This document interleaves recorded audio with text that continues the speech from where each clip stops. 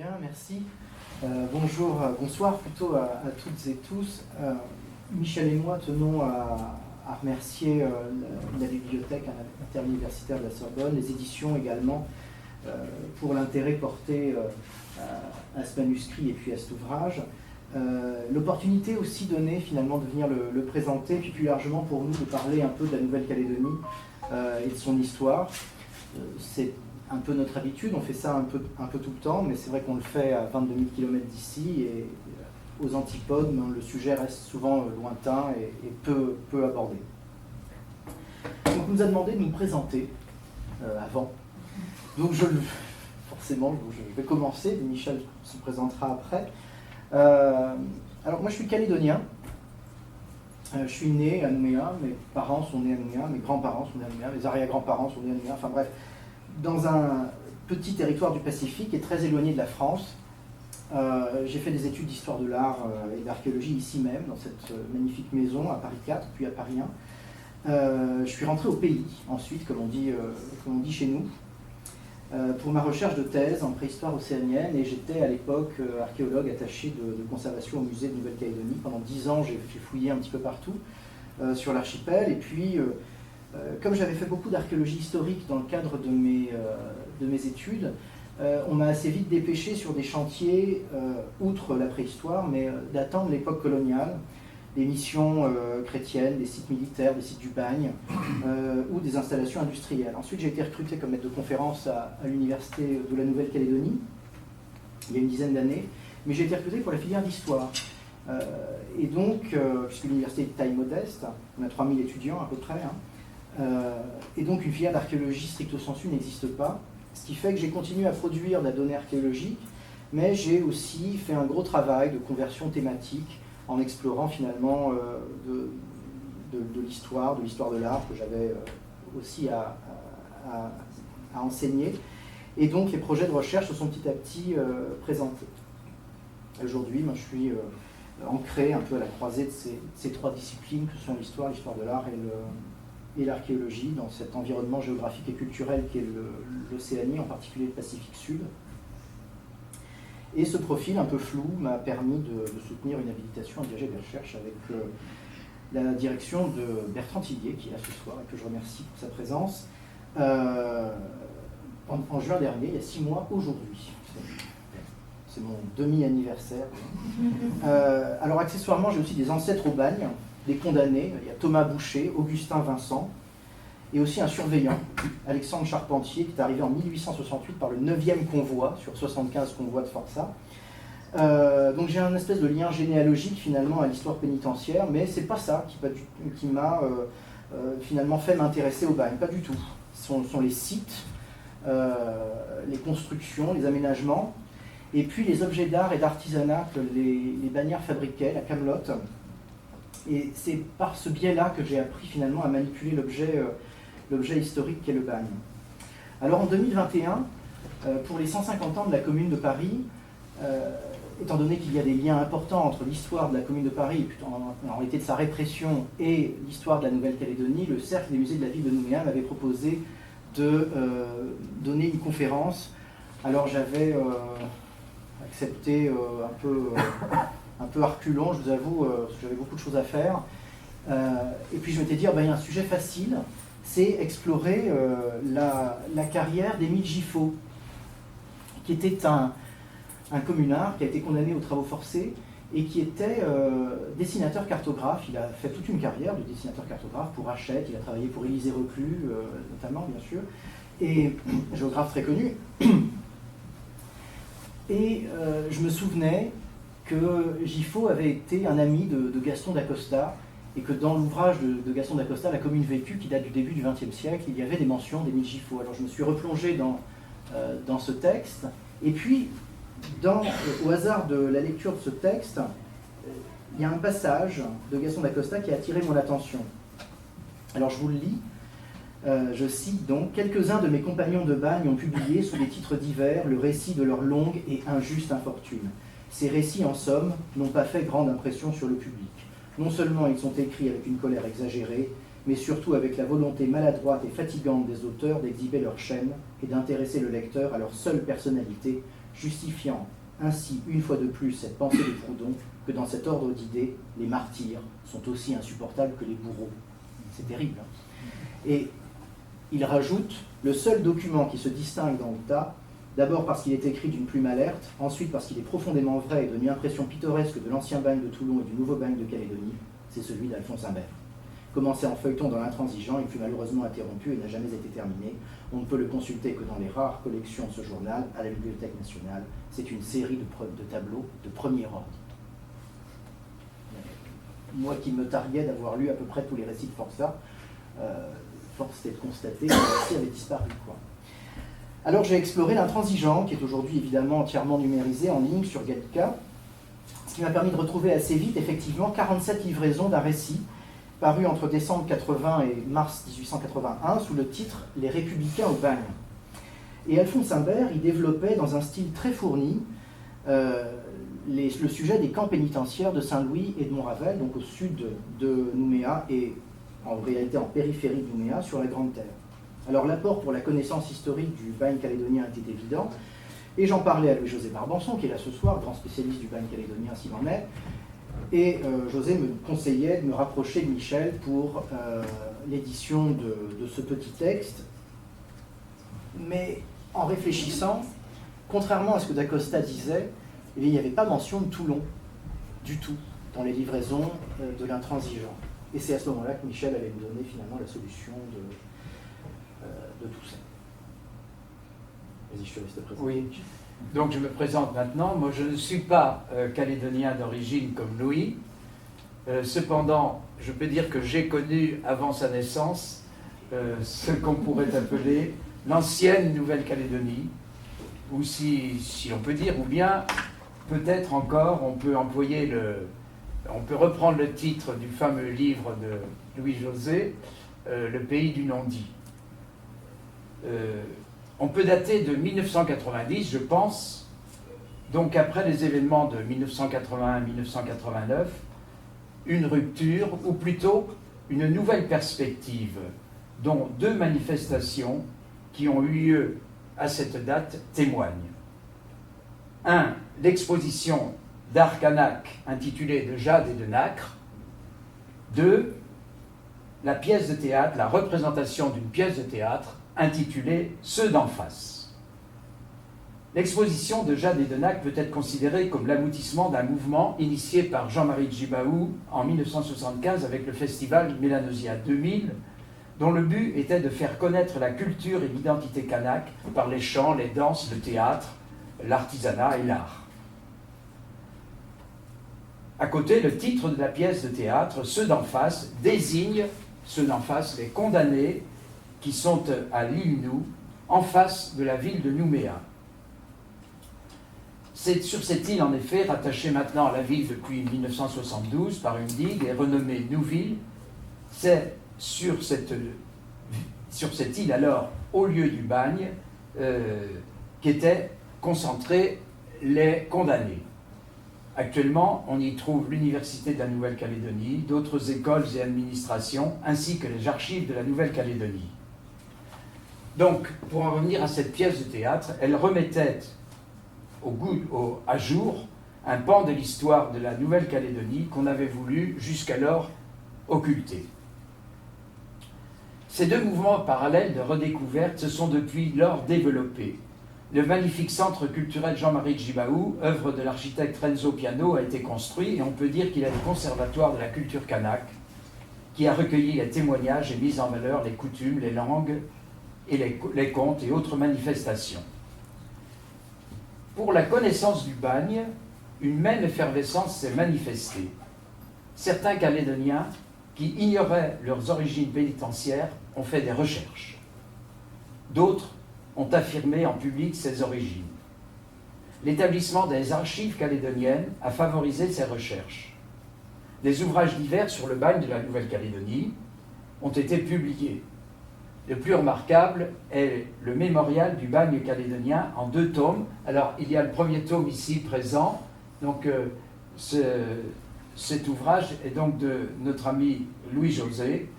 Et on peut dire qu'avec une iconographie complète et un texte d'une grande précision, C'est là une somme indispensable pour aborder cette question.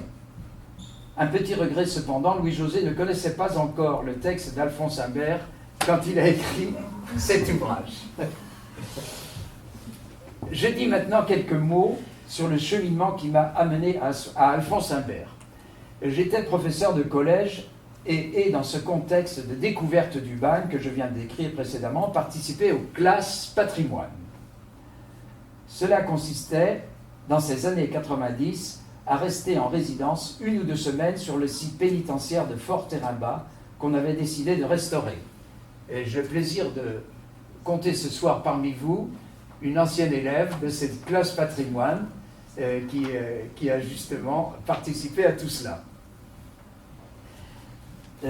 Donc, en tant que professeur de français, je faisais étudier... Alors, les élèves participaient de leurs mains à la restauration de la pierre de ce fort Terrain-Bas et en même temps étaient initiés à l'histoire du bagne.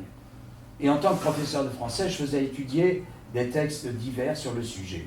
C'est ainsi que j'ai découvert quelques écrits inédits et avec mes élèves, nous avons entrepris d'en éditer 2, dont l'un de l'écrivain Georges Baudoux, intitulé « Comment on s'évadait du bagne de Nouvelle-Calédonie ».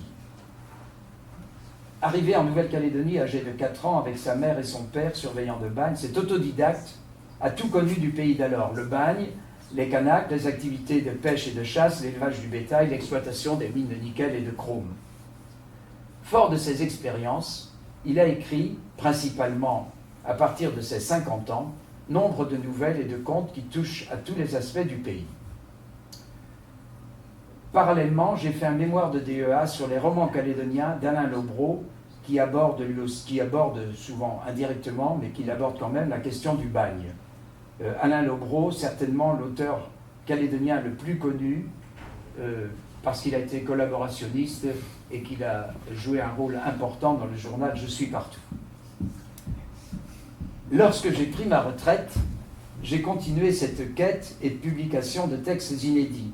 Une recherche aux Anomes d'Aix-en-Provence m'a mis en présence du journal du communard Achille Ballière. Avec Alain Brianchon, j'ai déchiffré ce texte écrit sur un carnet étroit et le plus serré possible, et nous l'avons publié. C'est à cette occasion que j'ai remarqué le nom d'Alphonse Imbert, dont on signalait l'usage de l'argot du bagne. J'ai consulté les archives de Lucien Descaves, conservées à Amsterdam. Il y avait bien des extraits de mon bagne sur des coupures de journaux, mais elles étaient pratiquement en lambeaux et inutilisables. Et je n'ai pas prospecté plus avant. Je me suis plutôt attaché, sur les conseils de Louis-José, à rééditer le texte du condamné de droit commun Delfaux, puis j'ai retranscrit le mémoire, en réalité écrit surtout par Arnould Galopin, celui-là même qui a retranscrit et développé de la même manière les mémoires de Louise Michel. Donc le mémoire, je dis, de Danval, un pharmacien parisien victime d'une erreur judiciaire et qui a fait 24 ans de bagne. De la même manière, les écrits du condamné suisse Josvel, qui a eu une vie d'aventure inouïe, seront bientôt publiés aux presses universitaires de la Nouvelle-Calédonie en 2026. Dans tous ces cas, j'ai fait un travail d'enquête en m'aidant particulièrement d'archives et d'articles de journaux d'époque, travail passionnant qui conduit à des découvertes, et quand on fait ce travail en duo, on y ajoute encore du plaisir. Pour en revenir à Alphonse Imbert, en avril 2021, Louis et moi avons donc animé chacun une conférence à l'occasion du 150e anniversaire de la Commune de Paris, et à l'issue de cette conférence, nous en sommes venus à parler d'Alphonse Imbert, dont nous avions chacun de nous rencontré le nom dans nos recherches personnelles. Nous avons alors retrouvé le texte numérisé par la BNF, Gallica et Retro News, les livraisons de Montbagne dans le mot d'ordre, puis dans l'intransigeance, sous le titre Les Républicains du bagne, forment d'ensemble un tout cohérent de plus de 160 000 mots en 176 livraisons. Après la découverte de ce trésor, Louis a pris contact avec les arrière-petits-enfants d'Imbert, aujourd'hui ici présents, puis nous avons eu le plaisir de retranscrire le texte et de le commenter pour aboutir à la publication du livre. Merci Michel. Alors, à ce stade, je pense qu'il est important de faire quelques rappels parce que de métropole, même lorsqu'on sait que le bagne de la Nouvelle-Calédonie a existé, on confond très souvent les condamnations, les peines, les types de condamnés, les destins qui s'agglomèrent dans une sorte de flou. Donc il y a tout d'abord une loi, c'est la loi du 30 mai 1854, c'est la loi qui organise l'envoi des criminels condamnés aux travaux forcés vers les colonies. Alors la Guyane d'abord, puis la Nouvelle-Calédonie à partir de 1864 vont devenir des terres de transportation, c'est le terme qu'il faut retenir, ce qui combine expansion coloniale et exploitation d'une main-d'œuvre corvéable dans un contexte postérieur à l'abolition de l'esclavage. Donc les condamnés doivent être plutôt jeunes, il n'y a aucune condamnation aux travaux forcés pour des gens qui sont plus de 60 ans. Ils subissent en réalité une double peine, puisqu'ils subissent la peine des travaux forcés, qui est la peine de la condamnation réelle, et celle d'un exil qui, le plus souvent, est définitif, parce que les condamnés à plus de 8 ans de travaux forcés sont astreints à résider dans la colonie tout le reste de leur vie. Donc, contrairement à la Guyane, où les évasions étaient fréquentes sur une terre continentale, le marronnage possible, eh bien, l'isolement extrême et l'insularité de la Nouvelle-Calédonie, à 1800 km de l'Australie et à 18 000 km de la France, eh bien, rendaient les fuites et évasions à peu près impossibles. Ce qui explique que 87% des transportés y ont fini leur jour, et ce qui fait donc de la Nouvelle-Calédonie à la fois une terre d'expiation et un tombeau.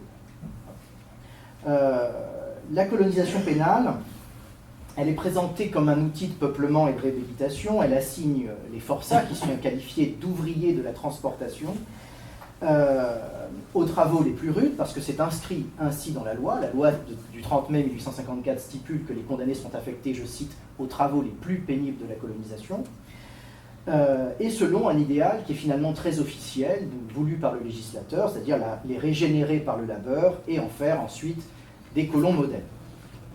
Alors en pratique, mais le système il se traduit par la spoliation de terres kanak, parce que si vous voulez fabriquer des paysans, il faut leur donner de la terre à travailler. Cette terre kanak, elle est, elle, occupée depuis des siècles, voire des millénaires. Les zones les plus fertiles de la côte ouest de la Grande Terre vont être confisquées pour y établir des villages de libérés du bagne via un système de concession, au mépris donc des droits autochtones ou ancestraux des clans, et d'un rapport à la terre qu'on oublie souvent,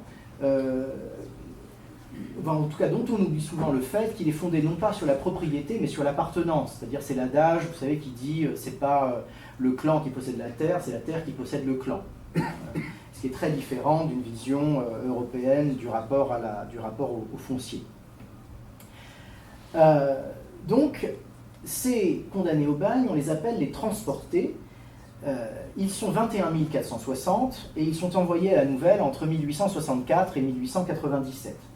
À ceux-ci s'ajoutent ceux qui sont condamnés sur place jusqu'en 1931, parce que ce n'est qu'à cette date, en 1931, que la Nouvelle-Calédonie est désaffectée comme territoire d'exercice de la peine des travaux forcés.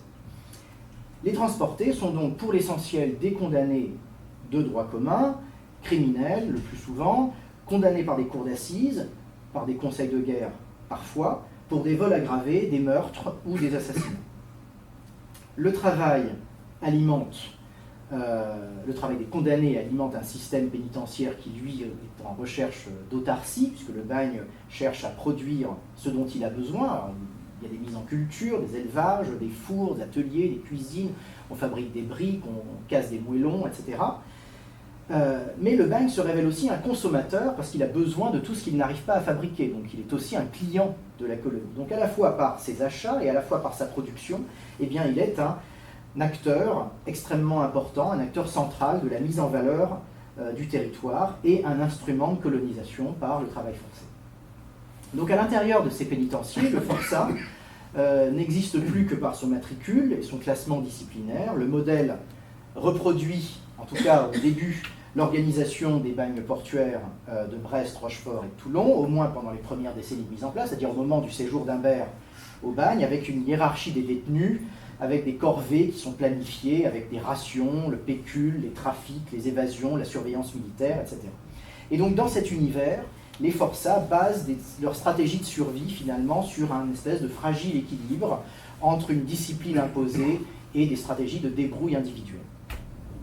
Ça, ce sont donc ces transportés casseur de cailloux, le bagnard un peu d'Épinal, si vous voulez, que vous avez derrière vous. Et il ne faut pas le confondre avec ce qu'on appelle en Nouvelle-Calédonie les déportés, et principalement des communards. À la suite de la Commune de Paris en 1871, il y a une loi qui est passée dans l'urgence qui affecte la Nouvelle-Calédonie à l'exercice de la peine de la déportation. Elle est votée en mars 1872, et là on trouve des gens qui sont condamnés par les conseils de guerre qui suivent la semaine sanglante et qui vont s'organiser dans les mois qui suivent.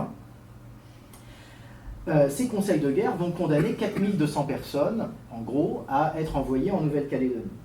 Les plus nombreux, il y en a 3000, ceux-là, ils sont exilés à l'île des Pins dans le cadre de ce qu'on appelle la déportation simple.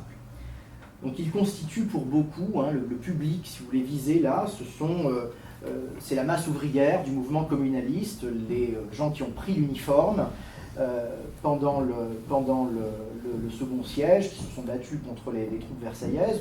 On trouve beaucoup parmi eux d'anonymes de la commune, et puis certains un peu moins anonymes, comme Achille Ballière, dont Michel parlait tout à l'heure, qui est un coévadé d'Henri Rochefort, Henri Messager, dont Jean Métron avait publié la correspondance il y a maintenant une cinquantaine d'années. Et ceux-là ont en général bénéficié de circonstances atténuantes au moment de leur procès.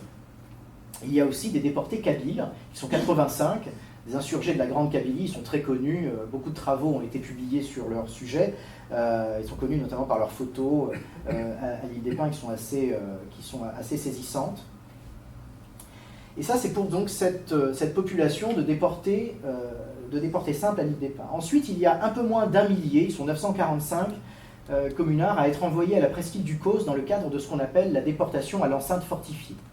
Donc c'est une peine un peu plus dure. Ils sont surveillés dans des conditions qui sont plus étroites à la presqu'île du Causse, et c'est là qu'on retrouve des noms qui sont quand même beaucoup plus connus par les connaisseurs du fait communaliste, notamment Louise Michel, bien sûr, Nathalie Lemel, Olivier Pin, Pascal Grousset, qui sont d'autres coévadés d'Henri Rochefort, bien sûr, Henri Boer, le fils naturel d'Alexandre Dumas, Jean Mabille, Adolphe Assy, qui ont tous donc des notices très développées dans le dictionnaire Métron, et que vous connaissez peut-être. Ça fait un groupe de 3900 personnes, grosso modo. Ces 3900 personnes, elles n'ont jamais eu à être tondues. Elles n'ont jamais été rasées, elles n'ont jamais revêtu la livrée des forçats. Vous les voyez ici, avec les cheveux longs et les moustaches. Bien sûr qu'ils ont vécu dans des conditions d'exil qui étaient difficiles. Bien sûr qu'ils ont été brimés par des surveillants peu compréhensifs, un personnel brutal. Il y a un éloignement démentiel des antipodes pour une population qui est une population parisienne, très urbaine.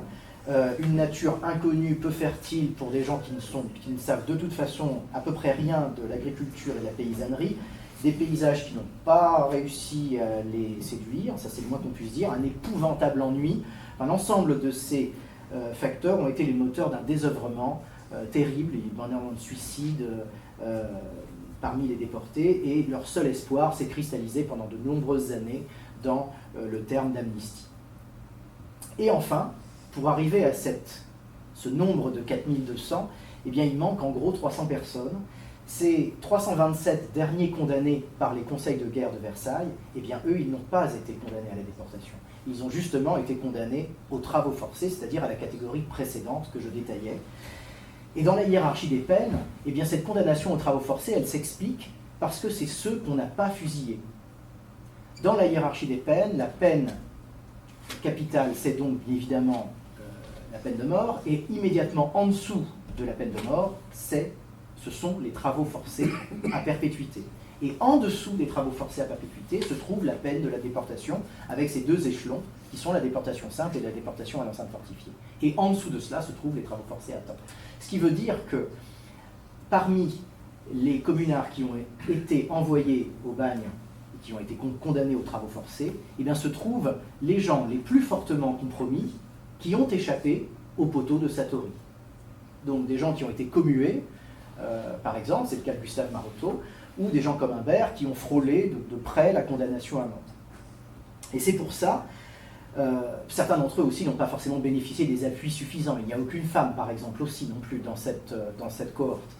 Mais c'est pour ça que ces noms, finalement, sont assez connus là aussi, et il y a là encore tous ces gens-là bénéficient de grosses notices aujourd'hui dans le dictionnaire Métron. Donc il y a Alphonse Imbert, vous avez Raoul Urbain, Charles Amouroux, Maxime Lisbonne, Louis Lucipia, Gaston d'Acosta, Charles Lhuillier, Jean Alman, Gustave Marotto, Alexandre Giraud, Alexis Trinquet. Donc vous avez l'ouvrage juste ici, édité par Bruno Fulini il y a quelques années. Hubert Gérème, Augustin Verdure, Charles-Simon Mayer, qui a laissé aussi également ses mémoires, Henri Brissac, qui a écrit des poèmes au bagne, ainsi qu'un recueil de souvenirs, Émile Giffaut, dont je parlais tout à l'heure avec ses dessins, Émile Fortin, Louis Virtelli, Jules Vineau, Ernest Doré, etc., etc. Et donc, à la différence des récits de Rochefort ou de Louise Michel, par exemple, de leurs mémoires, de Louis Redon également, édité par Sylvie Claire aux presses du CNRS il y a maintenant une trentaine d'années, eh bien, le texte d'Imbert raconte un univers qui est très différent de la déportation. C'est vraiment l'univers des travaux forcés. Donc le fait peut sembler anecdotique, si vous voulez, en métropole, où on confond un peu, dans une espèce d'éloignement lambda, le tout, mais pour les Calédoniens qui sont très nombreux à posséder le bagne en héritage, que ce soit par le biais d'un ancêtre forçat ou d'un ancêtre surveillant, ou les deux, eh bien, la différence, en réalité, est majeure dans l'intérêt pour l'histoire de la Nouvelle-Calédonie. Alors, Alphonse Imbert, aujourd'hui, évidemment, il est un petit peu oublié, même si une place du 15e arrondissement de Paris porte son nom. Il a été homme de lettres, journaliste donc, et après son retour du bagne, il a été conseiller municipal de Paris à partir de 1892, président du conseil municipal en 1893-94, il a été député de la Seine sous la 5e et 6e législature de la Troisième République jusqu'à 1902, au moment où il se fait battre aux élections de 1902, les élections législatives, et à ce moment-là, il abandonne donc sa carrière politique. C'est un Parisien de naissance, un brillant élève au lycée de Versailles, et le jeune homme commence son engagement comme soutien d'Auguste Blanqui. Il devient journaliste auprès d'Henri Rochefort, il collabore à la Marseillaise entre deux condamnations. Il écope ainsi le 7 janvier 1867 de 3 mois de prison pour participation à une société secrète, je cite, de la même peine le 12 février 1868 pour cris séditieux, et puis enfin d'un an de prison le 7 mars 1870 pour offense envers l'empereur. Peine qu'il n'accomplira pas justement grâce ou à cause de la guerre de 1870. Après la défaite de Sedan et le siège de Paris, sa ferveur républicaine va continuer à le pousser à l'engagement. Il est signataire de l'affiche rouge, la célèbre affiche rouge qui proclame place à la Commune en mars 1871. Humbert va fonder donc le nouveau Père Duchesne, le volume que vous avez ici, avec Eugène Vermersch et Maxime Villiers, en reprenant le titre d'un journal révolutionnaire. Il ne va pas prendre les armes pendant le conflit contre les Versaillais, mais les articles parus dans le Père Duchesne pendant la Commune vont être scrutés par le gouvernement tiers et ils vont être accusés d'avoir favorisé l'exécution des otages, notamment celle de l'avocat Gustave Chaudet. Et Vuillaume et Vermersch parviennent, eux, à quitter Paris et la France d'ailleurs, et Humbert, lui, est reconnu, arrêté à Paris, il est traduit en conseil de guerre, il échappe donc de peu à la condamnation à mort et se trouve envoyé au bagne, donc, en Nouvelle-Calédonie. Il est amnistié en 1879, donc entre les deux, il y a son séjour au bagne qui est bien sûr le sujet du livre que vous avez devant vous, et Humbert va choisir de rendre compte de son séjour au bagne dans les différents bagnes, c'est O-A-U-X, à partir du moment de son retour. Et ce texte, qui est d'une rare précision, on aura l'occasion de revenir dessus, va rendre compte finalement du bagne finissant de Toulon, du convoi de 5 mois entre juin et novembre 1872 sur la frégate Virginie à destination de la Nouvelle-Calédonie, 5 mois de navigation, c'est pas rien, puis des pénitenciers de Nouvelle-Calédonie, donc à l'île Nou, qui est l'épicentre du bagne, et puis dans le camp disciplinaire de Saint-Louis et le camp de Montravel, qui est un camp qui est proche de Nouméa. Le texte est appelé Montbagne, mais en réalité, eh bien, c'est tout sauf un récit auto-centré, paradoxalement. L'auteur n'aborde jamais la question des motifs de sa propre condamnation, il va concentrer au contraire son récit sur la description du bagne, de ses ambiances, avec un double objectif, c'est celui de dénoncer les conditions disciplinaires auxquelles il vient finalement d'échapper, enfin de réchapper, et les châtiments corporels en particulier. Et puis, le second aspect, c'est obtenir l'amnistie complète pour ceux qui n'ont pas eu la chance d'être amnistiés avec lui, puisqu'il fait partie des premiers amnistis au tout début de l'année 79. Alors Humbert, eh bien, excelle, en tout cas je pense qu'on peut le dire, dans les descriptions. C'est vraiment son grand talent, presque un espèce de jeu littéraire, hein, à trouver les métaphores les plus adéquates, les plus fines pour décrire ce qu'il observe.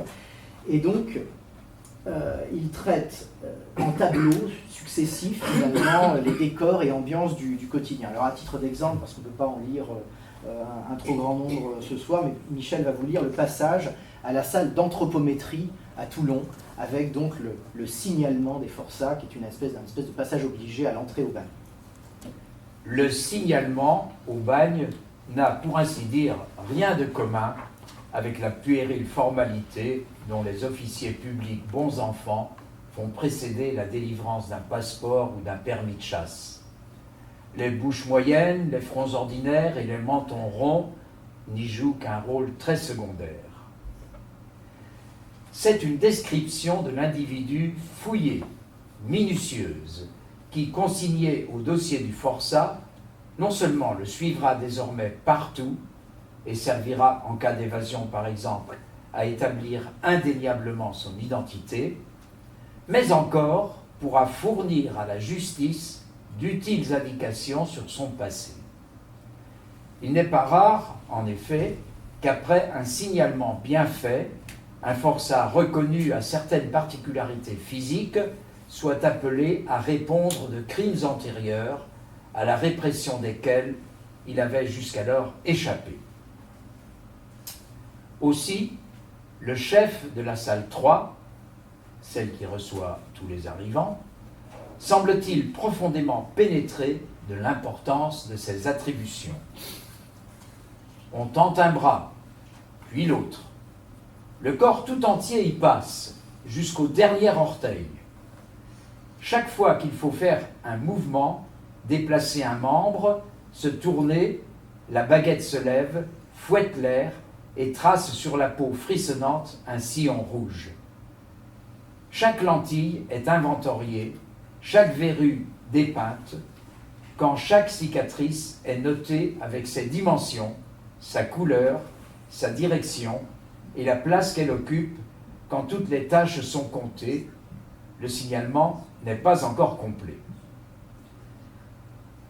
Il y manque la partie principale, la pittoresque énumération des tatouages, inscriptions variées et tableaux de genre, dont s'enluminent les épidermes de presque tous mes compagnons. Il y en a un dont le front disparaît sous un gribouillage de petites lettres bleues. Le chef lit couramment « J'ai bien fini de bien faire. La butte m'attend. » Un autre porte autour du cou en grande capitale disposée comme les perles d'un collier, prête à tomber. Un troisième en travers sur le biceps du bras droit, la mort aux malins. Et sur le ventre, une banderole où flotte une intraduisible profession de foi. Les poignets sont généralement cerclés de faux bracelets et quelques doigts de bagues simulées. La poitrine et le dos ont les honneurs du grand sujet. Jean Bart, en bottes évasées, mettant le feu au tonneau de poudre. Ou un vaisseau cinglant à toute voile sur une mer de copeaux. Puis, des poignards qui semblent pénétrer dans le sein par une plaie béante et saignante, des croix d'honneur, des trophées, des drapeaux croisés où la peau intacte figure le blanc, et des pointillés d'encre de Chine et de carmin, les deux autres couleurs. Sur les avant-bras, des femmes nues se pâment sous des étreintes de serpents ou des hercules, les muscles gonflés font le poids. Sur les épaules, les reins et les hanches fleurissent des bouquets, grimacent ou sourient des figures aux yeux bizarres, se tordent des groupes entrelacés. Ailleurs, on découvre des zouaves en faction, parfois perdus dans le noir des toisons, une botte, enfin des devises érotiques et de cyniques hommages où le chef épelle patiemment des noms de femmes et d'hommes. Alors, outre ces descriptions très nourries, Humbert est aussi un des seuls à avoir essayé de percer les secrets de la psychologie des criminels qui l'entourent. parmi les autres communards à avoir laissé leur mémoire, donc Trinquet dont je parlais tout à l'heure, Simon Mayer, d'Acosta, Allman par exemple, eh bien aucun d'entre eux n'a cherché à identifier aussi précisément ce qui a mené les autres condamnés, les condamnés ordinaires on va dire, en Nouvelle-Calédonie. Humbert, lui justement, va chercher à détailler les crimes, leurs circonstances, il va chercher à mesurer l'implication des condamnés dans leurs méfaits, leur acceptation ou non des faits, leur compréhension ou non du châtiment qu'ils subissent. Il ambitionne finalement, pour chacun de ceux qui présentent dans son récit, de rendre compte de leur état d'esprit au moment du crime et de décrire comment ceux-ci vivent la peine qu'ils subissent. Alors il va, au fil des livraisons de son récit, générer une analyse qui va petit à petit transcender ces individualités et qui va délivrer un premier message, une première analyse, c'est celui d'une caste de criminels parmi lesquels il se trouve d'un côté des éléments qu'il juge pervers, retors, incapables de rachat et de rédemption, mais aussi, à l'autre bout du spectre, eh bien, des auteurs d'un coup de sang, plutôt honnêtes au fond, et qui font face à un châtiment qui, à ses yeux, eh bien, est démesuré. Donc, la conséquence, finalement, la plus dramatique pour lui, du bagne, eh bien, c'est cet enfermement collectif. Le bagne, c'est le contraire de la prison. Il n'y a pas de cellule individuelle. L'enfermement nocturne est collectif sur des hamacs qui sont juxtaposés les uns aux autres. Et donc cet enfermement collectif nocturne, les corvées en escouade la journée, donc cette promiscuité permanente finalement, sans aucun isolement de tous ces personnages dont les crimes et leurs circonstances sont si différents qu'ils n'auraient dans une autre vie rien eu à faire ensemble, c'est ça que dénonce d'abord Alphonse Humbert. Le problème de cette mise en communauté, selon lui, d'un côté des éléments acceptables et des autres qui sont, d'après lui, irrécupérables, dans le jargon de l'administration pénitentiaire, on parle souvent plutôt des incorrigibles, et bien c'est ça pour lui le grand danger, la garantie d'échec du système des travaux forcés. Alors pour dénoncer cet état de choses, Humbert utilise l'entretien quasi ethnographique en réalité, basé sur l'écoute, vraiment très proche de l'enquête ethnographique ou sociologique. Il va dissiper aussi un certain nombre de doutes sur les idées préconçues qui sont très répandues à l'époque dans la population, vous savez, ces conceptions sur la physiologie et l'apparence des gens, la phrénologie extrêmement à la mode à l'époque, donc les gens ont la bosse du crime, la lèvre du viol, enfin que sais-je encore, et donc ces choses-là qui sont censées identifier les vices par la forme du crâne et l'allure générale des visages, mais ça c'est quelque chose qu'il va justement chercher à démonter dans son écrit, et je laisse Michel le... Nul étranger à l'administration des chiourmes ne pouvait franchir la porte du bagne. On entrait librement dans l'arsenal, mais il fallait s'arrêter à la grille du bazar.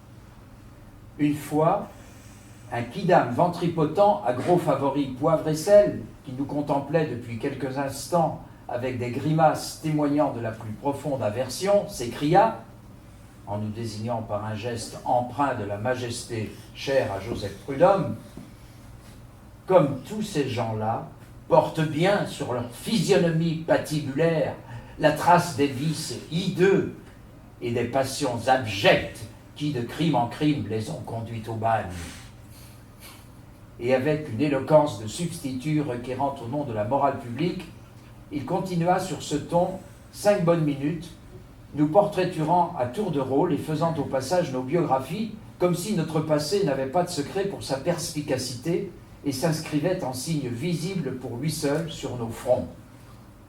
Celui-ci était certainement un voleur. Pas d'hésitation à cet égard, cela se voyait aux yeux. Celui-là, un assassin. La forme caractéristique du crâne ne permettait pas d'en douter. Un troisième avait dû commettre quelques viols. Il le reconnaissait aux sourcils et aux plis de la bouche. Tout cela entremêlé de phrases poissardes, de grossiers aphorismes et de lieux communs usés jusqu'à la corde. Quand il eut achevé, le sergent de garde, qui avait écouté en sifflant, haussa les épaules et lui dit tranquillement, avec une lueur de gaieté narquoise au fond de son œil gascon, « Eh bien, mon bourgeois, Vous n'y êtes pas du tout. Justement, aujourd'hui, les voleurs sont sortis. Ça se trouve mal. Ces gens-là n'en sont pas. C'est tout bonnement des communards. Alors l'extrait, bien sûr, n'est pas dénué d'humour, hein, mais il se veut aussi gage de sérieux, finalement, parce qu'en dissipant les travers des analyses de ses contemporains, en démontrant finalement l'inanité des commentaires, parce qu'il en a lui-même fait les frais, eh bien Imbert remet à leur place, finalement, ceux qui n'ont pas, autant que lui, côtoyé les criminels. Il affirme quelque part ainsi la supériorité de son propre témoignage. Et d'ailleurs, eh bien, il fait aussi amende honorable. Parce qu'il assume finalement pleinement être ou avoir été en tout cas un homme de son époque, c'est-à-dire pétri de préjugés. Il est arrivé au bagne de Toulon avec les pires angoisses, avec une sorte de viscérale répulsion, et petit à petit, eh bien, il va s'habituer à l'allure des forçats et il va dépasser ses opinions initiales.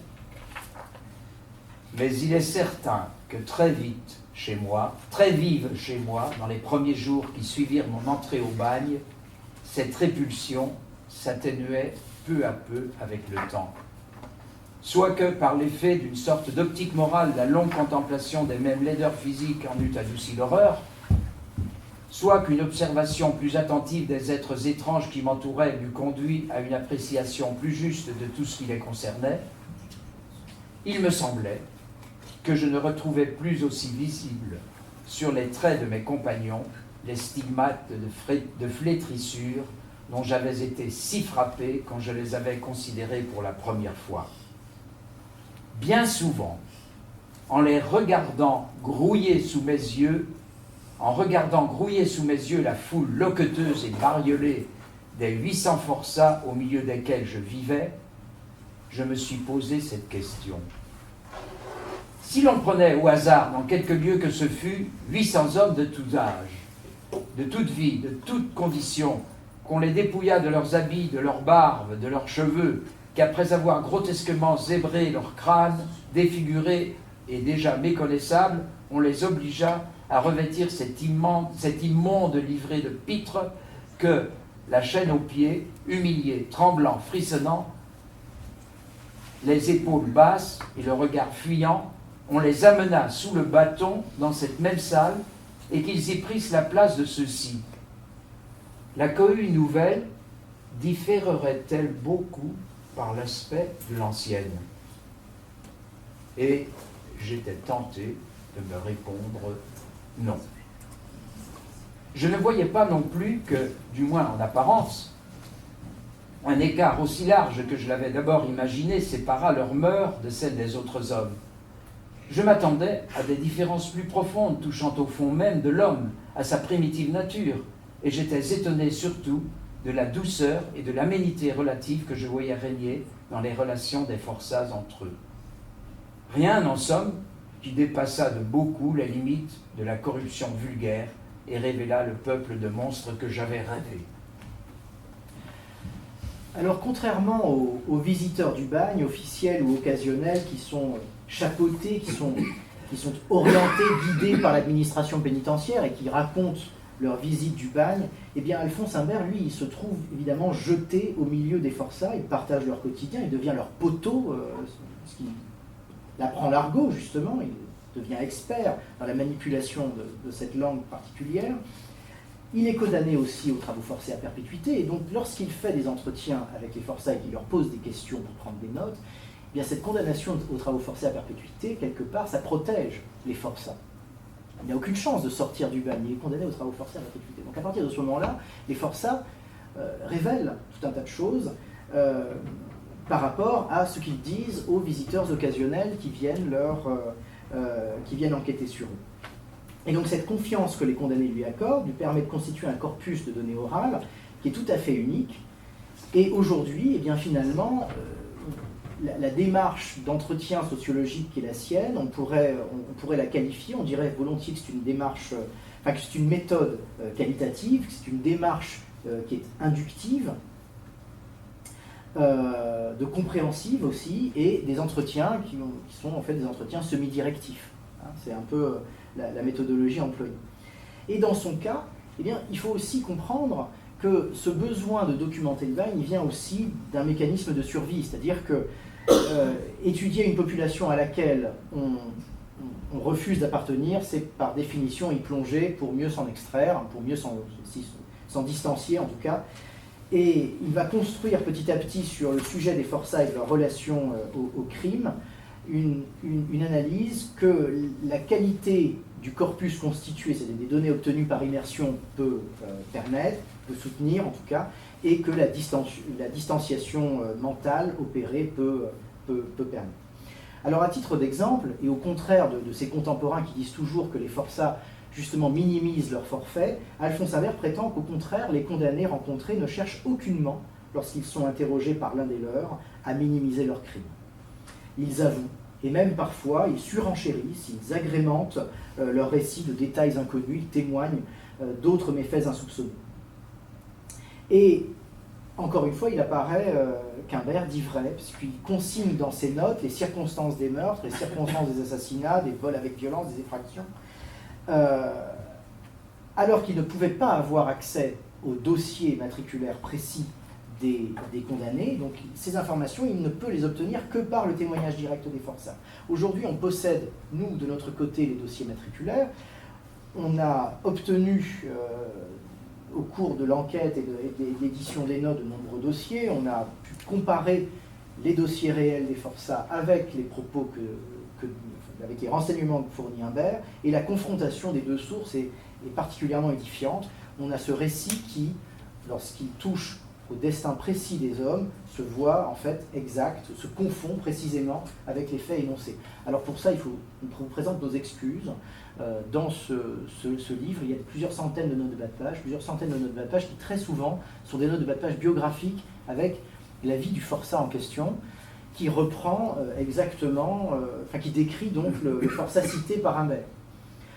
Alors c'est extrêmement fastidieux, on est désolé, mais on a trouvé que c'était indispensable parce que il y a des choses qu'on ne peut pas vérifier dans le témoignage d'Imbert, qu'on ne peut pas vérifier exactement. L'ambiance de tel jour, la gaieté d'un moment, etc. Ça, c'est des choses qu'on ne peut vraiment pas vérifier, mais par contre, tout ce qui est vérifiable est quasi exact. Et ça, c'est quand même très fort. Donc voilà, on tenait à la fois à vous le rappeler et puis à présenter nos excuses pour la longueur des notes de bas de page et leur systématisation.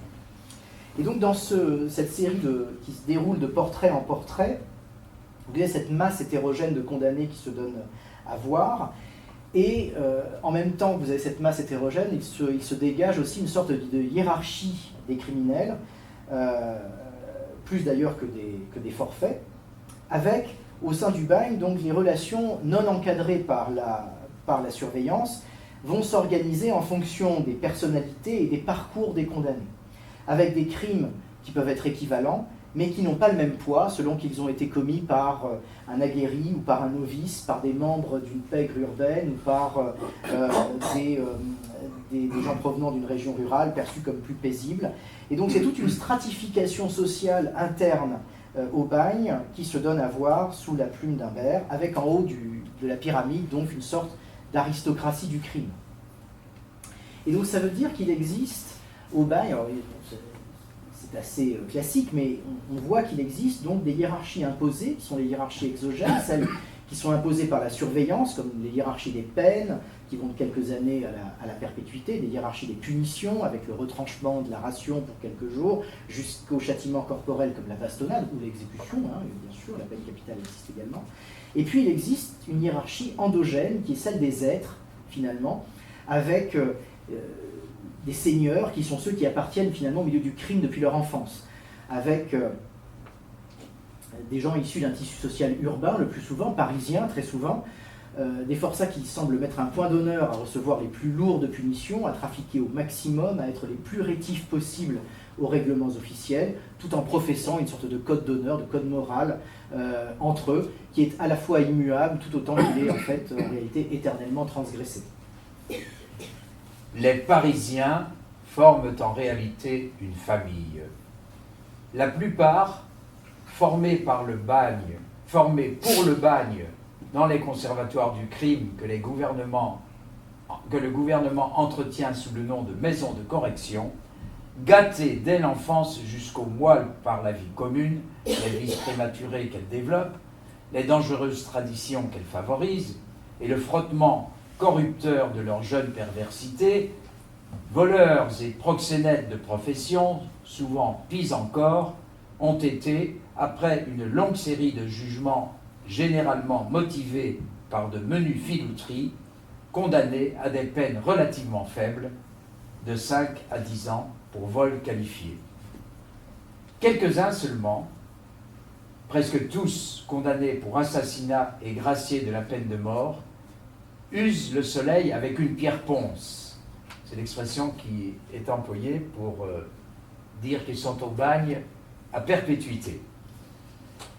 Ce sont d'ordinaire les mâles, ceux qui par goût, par tempérament, par un instinctif besoin de verser le sang, par férocité native ou par orgueil, par respect de leur sanglante réputation, pour ne pas déchoir dans l'admiration ou la gendarmerie, faisaient les pantres à la dure.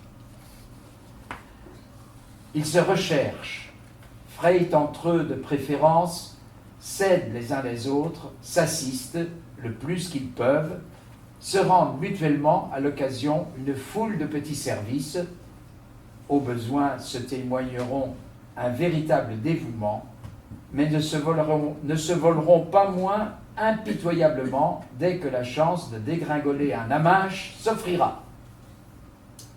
Les volés protestent bien, jurent qu'il n'y a que les saloperies capables de fusiller, c'est-à-dire voler un camarade, invoquent le témoignage et l'autorité des anciens, déclarant que ça ne se fait pas entre Pantinois. Mais le principe n'est pas admis. Le droit au barbotage est absolu. Tant pis pour les bonnes têtes, pour les tronches à l'huile. Pas de pitié pour les pantres, est l'inflexible devise. Alors à l'autre bout du spectre, ou tout en bas de l'échelle, toujours selon Humbert, on trouve les paysans. Et les paysans, au contraire, se distinguent par leur soumission et leur humilité. Ils sont tranquilles, patients, baissent la tête sous les coups, travaillent dur au chantier, en salle se montrent peu bruyants, taciturnes, sauvages. En couple, tyrannisent leurs compagnons de chaîne s'ils sont les plus forts, le suivent docilement s'ils ont peur de lui. Découplés, s'isolent et vont dans les coins ruminer quelques rêves de brutes ou manger leur soupe, le nez dans les queuelles avec des regards de loup. Ce sont les moins fréquemment punis des condamnés. Au fond, je les crois plus profondément pervertis.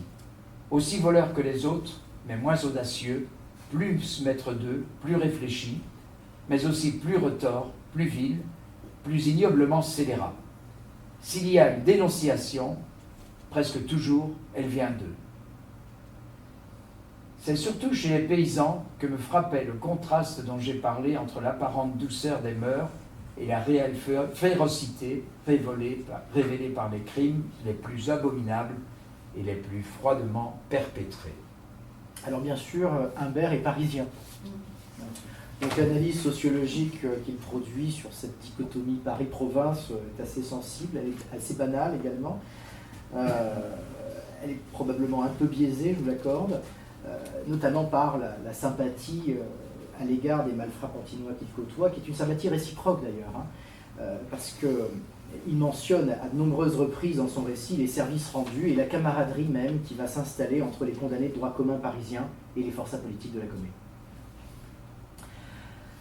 Alors Humbert va aussi proposer dans son récit une analyse à la fois légale, historique et, j'allais dire presque politique cette fois, sur les origines de la transportation, qui donc, je le rappelle, n'est pas une peine. Elle n'est qu'une modalité légale d'application de la peine des travaux forcés. Et donc, en s'ajoutant à la peine des travaux forcés, la transportation apparaît, selon celui qui l'applique, celui qui l'a subi ou même ses proches, bien soit comme une mesure aggravante de la peine, soit comme un moyen de la tempérer, voire carrément d'offrir aux condamnés la possibilité d'un salut. Alors la création des établissements pénitentiaires coloniaux va répondre précisément à ce souhait de tirer un trait théoriquement sur un passé ou une jeunesse infamante, de transformer les condamnés aux travaux forcés en ouvriers méritants, puis en colons, qui vont mettre en valeur des terres à lui.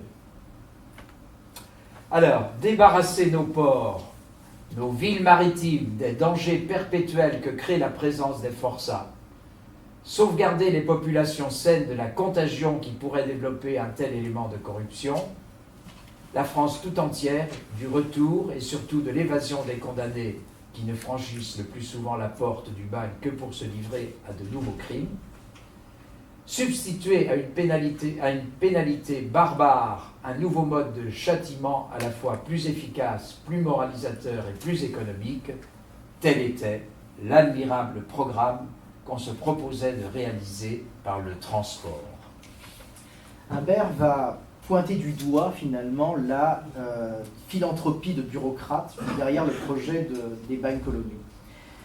Il s'agit théoriquement donc d'assainir les conditions de vie des anciens galériens, de promouvoir la réhabilitation, voire d'exagérer la qualité des conditions d'existence dans une colonie lointaine. Et il existe une véritable publicité qui est faite sur le sujet de la transportation. Aujourd'hui, qu'on a dénoncé le bagne, qu'Albert Londres a fait un travail sur la Guyane, qu'on est un siècle après tout cela, c'est difficile à imaginer, mais il y a réellement presque une sorte de réclame, si vous voulez, avec l'idée d'un bagne lointain qui séduit non seulement les avocats, les juges, mais même certains condamnés eux-mêmes. Et donc, c'est pour ça que c'est une erreur de penser que les adversaires du bagne calédonien l'ont été avant tout par humanisme, à l'égard, à l'exemple d'Albert Londres dont je parlais il y a un instant pour la Guyane ou pour Biribi. Bien au contraire, la transportation a été arrêtée en Nouvelle-Calédonie tout simplement parce qu'elle coûtait trop cher et que dans l'opinion, eh bien, les criminels n'y faisaient rien. Qu'ils vivaient paresseusement au soleil dans des conditions idylliques, n'apportant absolument rien à la colonie, la souillant par leur présence, entravant sa colonisation libre et donc par conséquent entravant son développement économique. Et c'est tout le paradoxe finalement du bagne de Nouvelle-Calédonie. Ses soutiens pensent que le bagne qui y existe est plus favorable aux condamnés que le bagne de celui de Guyane. Enfin, que le bagne de Guyane. Et donc que le salut, quelque part, et le colonna sont plus accessibles que dans l'enfer guyanais.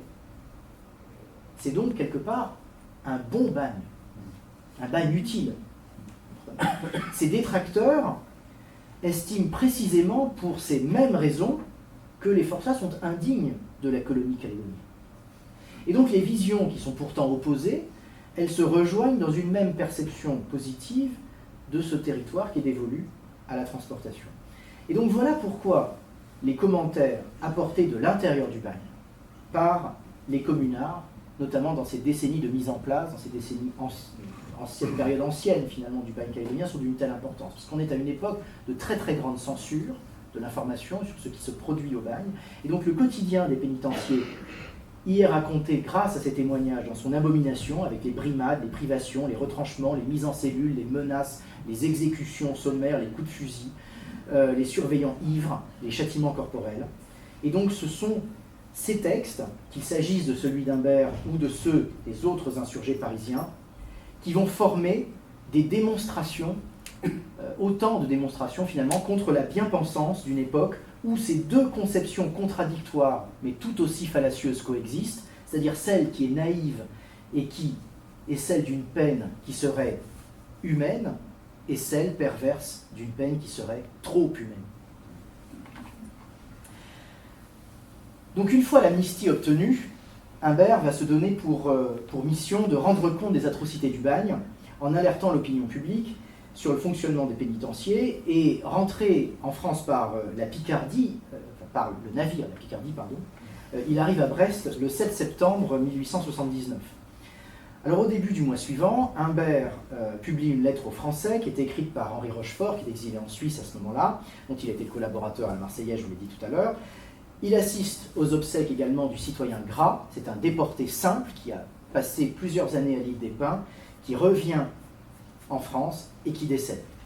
Alors il prononce à cette occasion un discours qui est un véritable plaidoyer pour l'amnistie plénière, de tous les communards. Il mentionne à cette occasion ceux qui reviennent, je cite, des bagnes calédoniens, ceux qui, en 1871, ont été marqués au front par cette prostituée qui osait s'appeler la justice. Alors évidemment, les propos sont un peu difficiles, un peu durs à entendre, donc il s'ensuit un procès. Humbert est condamné à 6 mois de prison, au retour de 7 ans de bagne, c'est bien, on va Sainte-Pélagie pendant 6 mois. Juste avant de partir pour Sainte-Pélagie, il a le temps de publier dans les colonnes du Mot d'Ordre, qui est le journal de son beau-frère Edmond Lepelletier, 23 portraits de communards qui sont encore en train de croupir dans les pénitenciers de Nouvelle-Calédonie. Donc l'amnistie leur a été refusée. Il fait ceci parce qu'à l'époque, on défend l'amnistie partielle au prétexte que que les communards qui ont été condamnés aux travaux forcés sont en réalité des malfrats, des récidivistes, des gens qui ont des dossiers épouvantables. Et en réalité, eh bien, Humbert démontre précisément le contraire. Il démontre l'absence d'antécédents judiciaires. Il rentre dans le détail de ces dossiers avec énormément de précision. Et donc, il démontre ainsi donc cette amnistie par trop sélective et les dérives donc de ce bagne éloigné insuffisamment contrôlé, où les surveillants ont un pouvoir quasiment de vie et de mort sur les condamnés. Alors le Mot d'Ordre commence à annoncer les parutions de Montbagne dès octobre 1879, et quelque part, eh bien, ce sont l'imminence des révélations, les premiers portraits de communards, les premières déclarations d'Humbert par voie de presse, celles d'autres témoins revenus aussi les années précédentes de Nouvelle-Calédonie, comme le médecin Isidore Le Prévost, qui est un ami des communards et dont nous avons le descendant ce soir dans la salle, et je vous remercie infiniment de sa présence, qui avait lui-même donc alerté Isidore Le Prévost sur les châtiments corporels dans les bagnes d'outre-mer, qui vont entraîner l'ouverture d'une enquête à la Chambre des députés sur le régime disciplinaire du bagne de Nouvelle-Calédonie, qui est placé sous l'autorité du parlementaire Georges Perrin. C'est donc l'enquête Perrin qui va consister en l'audition de témoins du bagne. Alors les deux premiers auditionnés sont précisément Isidore Le Prévost et Alphonse Humbert, les 9 et 16 juin 1880. Au fur et à mesure des amnisties et des retours de Nouvelle-Calédonie, les auditions complémentaires s'enchaînent à la Chambre entre novembre 1880 et mars 1881. Montbagne est justement à ce moment-là en pleine parution quotidienne, et donc les révélations se font là aussi et s'accumulent finalement au jour le jour. Donc à la barre défilent de très nombreux forçats politiques, quelques déportés, des médecins, des anciens surveillants. On envoie des courriers en Nouvelle-Calédonie pour des explications, le gouverneur fournit des explications, le directeur d'administration pénitentiaire, le commandant du pénitencier de nous fournissent également des courriers. C'est très sérieux. Et parmi les différentes questions qui rythment les auditions, quand on lit les comptes rendus de ces auditions, un fil conducteur apparaît. Il faut à chaque fois confirmer ou non les propos d'Alphonse Humbert, c'est-à-dire ceux parus dans Montbagne depuis le mois de juin. Et les réponses sont unanimes. Le récit d'Humbert est criant de vérité. Le juge d'instruction Paul Artaud, qui est chargé de l'un des rapports, écrit ceci. Il écrit donc: l'ensemble des déclarations que j'ai à vous faire connaître vous montrera un très grand nombre d'abus, d'actes arbitraires et de cruauté qui n'ont pas pu passer inaperçus. Et dès à présent, il faut reconnaître que, dans leur généralité, les accusations portées par M. Humbert se sont trouvées justifiées par l'information. C'est ce que déclarent non seulement d'anciens compagnons de M. Humbert, Moureau, Cortés, d'Acosta, Lisbonne, Berthier, mais aussi M. Armand, négociant, conseiller municipal à Nouméa, M. Charbonniot, pasteur, et même M. Delaplane, capitaine d'infanterie de marine, ancien commandant du pénitencier de l'île Nou, lequel reconnaît qu'en général, les faits avancés par Humbert sont exacts. Donc les conséquences de cette enquête Perrin sont majeures. Victor Schellcher, qui était en contact avec Humbert et sa mère, avait vainement tenté depuis 1877 au moins de faire supprimer les châtiments corporels en usage dans les bagnes d'outre-mer. Donc l'application des fers chauds, la bastonnade que vous voyez ici avec le correcteur Mbarek, dit le Négro, qui est un personnage de sinistre mémoire au bagne. Il va d'ailleurs être assassiné par un forçat, qui est Jean-Baptiste Delfaux, dont Michel a republié les mémoires. Les poussettes, le courbaril, la crapaudine étaient pour certains donc interdits en théorie, mais utilisés comme les poussettes. quand d'autres se pratiquaient, à l'instar de la bastonnade que vous voyez ici, en plein jour, devant tous les condamnés rassemblés, pour servir d'exemple au même titre que les exécutions capitales. Donc la suppression définitive de ces châtiments corporels va toucher également la Guyane, et elle est en grande partie due à l'exactitude d'un témoignage fleuve qui est celui donc, que nous vous avons livré. Elle constitue, cette interdiction, un jalon très important dans une recherche progressive d'amélioration ou du moins d'humanisation des conditions de vie dans les bagnes. La création d'un tribunal maritime spécial en 1889 va être un prolongement de cela aussi, puisque le tribunal maritime spécial va remplacer les conseils de guerre. À partir de ce moment-là, les condamnés pourront être représentés par un avocat, et ce sera donc une autre étape importante de ce processus. Ainsi donc, on peut dire que Humbert et les témoignages concordants de l'enquête Perrin forment une part très importante de l'héritage de la Commune de Paris à impacter finalement directement la Nouvelle-Calédonie et son bagne. Ce sont des combats finalement menés à leur retour en France par les amnistiés qui ont permis cette amélioration générale des conditions d'enfermement et du régime des punitions.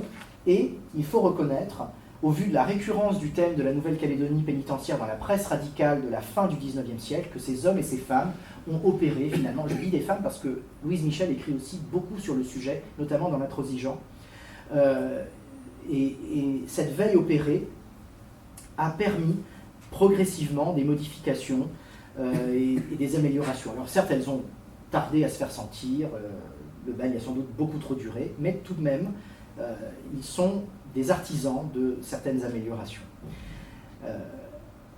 Par exemple, Humbert, en 1910, alors qu'il a quitté la vie publique depuis 8 années, va s'exprimer dans Le Matin, dans une longue tribune, face à une criminalité alors en hausse. On est en train de réfléchir en France à l'introduction de la bastonnade carrément à l'intérieur des prisons. Et donc Humbert répond à cela en racontant l'atrocité de la bastonnade à l'île Nou, en reprenant des extraits de Montbagne, des extraits de Toulon, en les mélangeant un peu et en refaisant la description. Et donc ça veut dire que, quelque part, eh bien, une part de la vigilance sur le régime disciplinaire des bagnes coloniaux va apparaître petit à petit en filigrane dans l'œuvre de la gauche radicale en France. Et quelque part, ça témoigne aussi des liens maintenus entre les communards et leur ancienne terre d'exil. Alors pour conclure, dans les années 1870, alors que la censure, j'en parlais tout à l'heure, faisait partie du fonctionnement des pénitenciers calédoniens, ça va Michel ? Oui, ça va. Oui, ça va, tout va bien. Il n'y avait qu'un témoignage venu de l'intérieur qui finalement pouvait servir à rendre compte de la réalité des vécus. Donc pour les historiens de ce bagne des antipodes, les mémoires de forçats politiques sont essentielles, en particulier parce que les condamnés de droit commun sont alors souvent trop illettrés, oui c'est ça, notamment dans les premières décennies du bagne. On possède des textes de forçats ordinaires, mais souvent ils ont été rédigés au début du XXe siècle. Il n'y a guère que le témoignage de Delfau, qui est un témoignage assez ancien et écrit dans une belle langue, mais tous les autres sont plutôt des témoignages tardifs sur le bagne. Et donc les forçats politiques apportent cette expertise ou cet éclairage sur le bagne débutant de Nouvelle-Calédonie. Au-delà de ça, le texte d'Alphonse Humbert, bien finalement, il surprend parce qu'il est aussi, il se veut en tout cas objectif, à défaut de l'être tout à fait. Il se veut cette espèce de description analytique, fidèle, détaillée, de ce vaste système, de son cadre légal, de ses paradoxes, des châtiments qui s'y pratiquent, de la bestialité des comportements, de l'expérience du désespoir, et aussi des moments qui sont rares, mais qui sont néanmoins présents, de cocasserie, de gaieté, de rire, vous l'avez entendu tout à l'heure. Donc Humbert affirme dans Mon bagne, « Je n'ai pas dit voici ce que j'ai souffert, j'ai dit voici ce que j'ai vu ». Et ça, c'est cette distanciation prise qui le différencie en fait véritablement de ses contemporains. C'est ce que disait très justement Gaston d'Acosta dans l'extrait que je vous ai lu tout à l'heure. Donc ce récit, il est très important pour la compréhension du système de l'administration pénitentiaire finissante sur Toulon. Les convois aussi, c'est vraiment un très très beau récit du convoi, on n'en a pas parlé. Et puis bien sûr de la Nouvelle-Calédonie au moment de la montée en puissance de cette administration pénitentiaire. À ce moment-là, les bagnes coloniaux sont donc ces transpositions des bagnes portuaires de France métropolitaine, quasiment à l'identique, avec l'appareil normatif, bien sûr, qui est transféré, mais comme les personnels, les anciens gardes-chiourmes sont transférés également, comme les forçats le sont également, ils sortent de Toulon, où ils sont parfois depuis plus nombreuses années, et puis ils sont envoyés en Nouvelle-Calédonie, eh bien tout ça, c'est un système qui se transforme, transpose, mais à la fois dans ses aspects officiels, mais aussi dans celui des accommodements, de la débrouille et de tous les trafics et les manigances internes, avec en sus la distance qui permet de nombreux abus, puisque évidemment on est à l'abri des regards extérieurs, les inspections sont très rares, elles sont peu fréquentes, les camps éloignés du pénitencier central sont des camps peu surveillés, etc. Et donc à ce moment-là, toujours selon Humberge, le cite, fleurissait le pur arbitraire et régnait dans toute sa gloire la rouge fantaisie des bourreaux. Alors bien sûr, je suis particulièrement dithyrambique sur ce texte, c'est d'autant plus facile dans un ouvrage qu'on n'a pas soi-même écrit, mais ça a été vraiment une très très belle redécouverte. Alors bien sûr, l'histoire naît de la nécessaire confrontation des sources, donc ce texte ne peut pas se suffire à lui-même, il faut lire les autres, et puis justement voir ce qui peut éventuellement pécher dans le tout. Et puis il y a aussi un manque finalement à ce texte, c'est que l'historien a besoin d'analyse dans la diachronie. Et étant donné la date de rédaction du texte et la période de séjour au bagne de son auteur, c'est seulement 7 années finalement, eh bien le récit est daté sur les choses vues. C'est un instantané du bagne. Lorsqu'Humbert arrive en Nouvelle-Calédonie, il faut 4 à 5 mois de navigation, les nouvelles ne sont jamais nouvelles, alors que dès le milieu des années 1880, le trajet Marseille-Nouméa s'accomplit en 45 jours, il y a le télégraphe, bientôt il y aura le téléphone, enfin on va passer à quelque chose de très très différent pour la fin de la période du bagne. Donc c'est ce caractère d'instantané, la captation momentanée d'un temps du bagne qui est vraiment l'intérêt de ce texte. Mais il y a aussi une dimension analytique, une sorte de hauteur de vue qu'il a été capable d'adopter. On en a beaucoup parlé ce soir. Et ça amène un constat aussi important quant à ce récit. C'est finalement, quand même, malgré tout, malgré cette absence de diachronie, un caractère quand même assez intemporel. Voilà. Merci beaucoup. Merci de votre attention. Et si vous avez quelques questions, Michel et moi sommes ravis de vous répondre.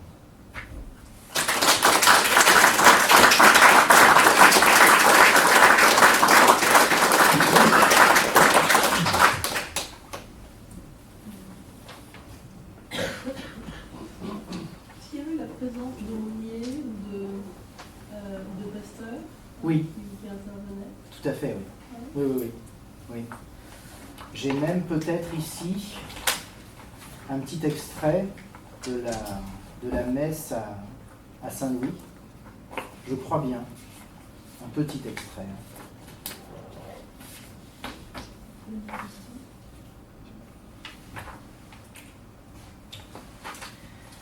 Les chants finis, le père Vigourou nous donnait le régal d'un sermon. Les maristes en général sont peu lettrés et peu disèrent. Des paysans à peine dégrossis par l'école. Celui-là ne faisait pas tâche parmi ses confrères. Toutes les niaiseries débitées en chaîne depuis des siècles aux ouailles de village, toute la friperie d'arguments à l'usage des théologiens de pacotille formés par les séminaires de chef-lieu de canton composaient son bagage oratoire. Aux grandes fêtes, nous avions un prédicateur de choix expédié de Nouméa. Un jour, je ne sais quel énergumène nous dit une folle harangue au milieu de laquelle il s'interrompit tout à coup pour s'agenouiller, les bras en croix, au pied de l'autel, et dans cette posture gênante adresser au Seigneur une longue prière à laquelle il nous convia fiévreusement à nous associer. Ce qu'il voulait obtenir, c'était le retour en France du roi légitime. Je ne résiste pas à vous lire la fin. Une autre fois, nous eûmes le chef de la mission néo-calédonienne, Monseigneur Vite, évêque in partibus d'Anastasiopolis, vicaire apostolique de notre Seigneur Jésus-Christ en Nouvelle-Calédonie, nous dit la messe en personne. Ce fut une grande mascarade. Ce gros homme en bas violet, tout rond, luisant de graisse, alla en geignant s'asseoir dans un vaste fauteuil disposé entre deux sièges plus bas où prirent place ses vicaires. On lui faisait fumer de l'encens sous le nez, on s'agenouillait, on lui baisait les mains, on le déshabillait des pieds à la tête, on entassait sur lui d'innombrables oripeaux pour le redéshabiller encore pièce par pièce. Quand il avait sur lui toutes ses chasubles, toutes ses chapes, il ressemblait à un énorme veau d'or. Évidemment, les Kanaks l'adoraient.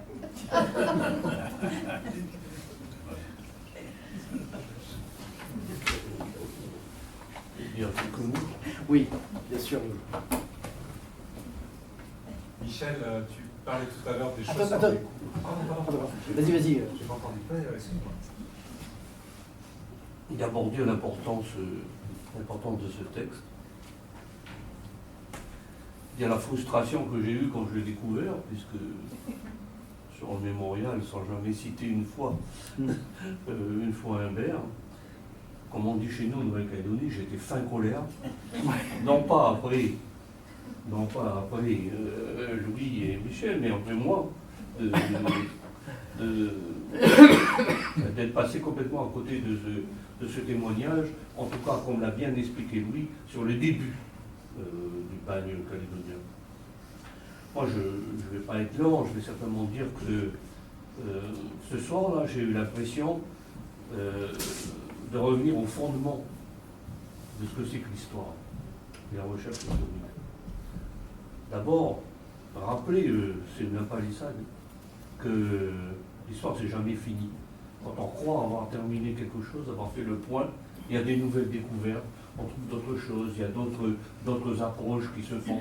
C'est pareil pour les photographies. Il y a de plus en plus de photos qui sortent maintenant et on est frustré de ne pas les avoir connues avant. Et donc, c'est cette éternelle continuité qui continue à nous faire avancer. Et ça, je crois que c'est quand même extraordinaire. Autre chose aussi, c'était de rappeler que, avec tout le travail qui a été fait, on revient aux fondamentaux. L'histoire, ça vient, en grec, ça vient d'un mot qui veut dire l'enquête. Et là, l'enquête, elle est faite. Et ça change de tous les ouvrages historiques où il y a beaucoup de délire, comment dirais-je, intellectuel, de production, mais il n'y a pas de preuves. Il n'y a pas de faits, il n'y a pas de retour, comment dirais-je, à la vérification, etc. Et ça montre aussi que, et c'est encore une impalissade, mais je suis content de le rappeler, ce livre, il montre bien que l'histoire, c'est un savoir, mais c'est aussi un savoir critique. Et si on sort de là, on ne fait pas œuvre qui fait avancer les choses. Et on a bien vu avec l'exposé de ce soir qu'on est dans ce savoir, mais dans ce savoir critique. Et ça me semble important. Pour le reste, moi j'ai d'abord été subjugué par la langue. Quelle belle langue! Quelle belle langue! Ça, c'est quand même, ça fait du bien. Ça fait du bien de lire ce français extraordinaire. C'est vraiment, c'est magnifique. Je vais pas, c'est un texte magnifique. Voilà. Dernière chose que je rajouterai dans ce qui a été dit. Non, il y a des femmes qui ont été condamnées aux travaux forcés. Oui, mais elles ne sont pas versées à l'INO. Forcément, parce qu'elles ne peuvent pas. Forcément, Voilà. puisque les femmes n'y sont pas. Il y a eu quand même en Nouvelle-Calédonie 4 communardes qui ont été condamnées aux travaux forcés, une à la réclusion, et il y en a eu beaucoup plus, mais ils ont été envoyés en Guyane. Ils n'ont pas été envoyés en Nouvelle-Calédonie. Elles ont un destin différent, puisque les femmes, bien entendu, soit elles rejoignaient un homme avec lequel ils étaient déjà mariés, soit elles se sont mariées sur place. Elles ont une seule qui est restée en Nouvelle-Calédonie, c'est Marie Rogissard, qui va mourir tard, dans les années 1920-1930. Mais les femmes n'ont pas échappé à la condamnation de droit commun, en dehors des 20 qui ont été condamnés avec Louis Michel à la peine de déportation politique. Enfin, un dernier mot sur le dernier texte. Je voudrais quand même rappeler que parmi les maristes, il y avait un très très grand savant qui s'appelait le grand-père de Montrousier, qui a donné le nom, du houppe, du papillon, et du houppe aussi. De Nouvelle-Calédonie, qui est un entomologiste de grand renom. Mais évidemment, là aussi, on peut voir le contraire. On retient les études scientifiques de Louise Michel, qui sont rien à côté du père Montlosier. Mais lui, il a le malheur d'être catholique, il a le malheur. d'être un curé, il a le malheur d'être père dans ce milieu-là. Et là aussi, c'est pour ça que je dis que l'histoire, c'est un savoir politique. Autant le personnage de Michel est un personnage qui transcende toute la déportation, autant c'est pas une raison pour en faire une sainte laïque. Elle n'aurait pas aimé ça du tout d'ailleurs. Donc voilà, ça reste, voilà, l'histoire, ça reste toujours aussi cette distanciation qu'on peut avoir par rapport aux icônes qu'on ne peut pas toucher. Mais maintenant, c'est sûr que sur la connaissance du bail de Nouvelle-Calédonie, Humbert, en tout cas sur les premières années, apporte un pas supplémentaire. Et on peut, chez nous, on dit Oleti pour dire merci. Oleti à Michel et Louis.